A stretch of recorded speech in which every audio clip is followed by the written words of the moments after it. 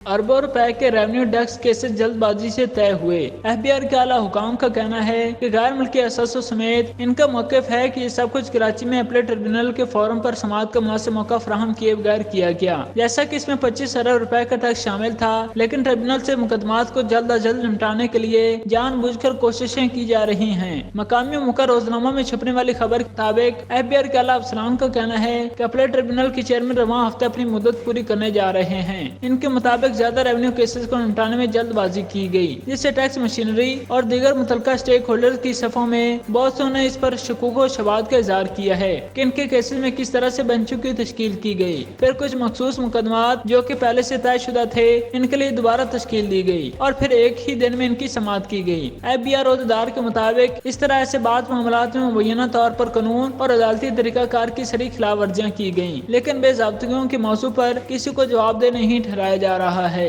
Capital value tax finance act 2022 में 2022-23 के budget के मौके पर 100 मिलियन रुपए से ज्यादा के गैर मुल्की असासे रखने वाले अफराद पर आयद किया गया था। गैर मुल्की असासों पर इस तरह के CVT के नफाज से कराची के एक टैक्स ऑफिस में 25 अरब रुपए की टैक्स डिमांड पैदा हुई, जिसमें से FBI अब तक 5 अरब रुपए इकट्ठे कर चुका है। इस कानून को सिंध हाई कोर्ट और लाहौर हाई कोर्ट ने चैलेंज किया, लेकिन इन दोनों अदालतों ने इसे बरकरार रखा।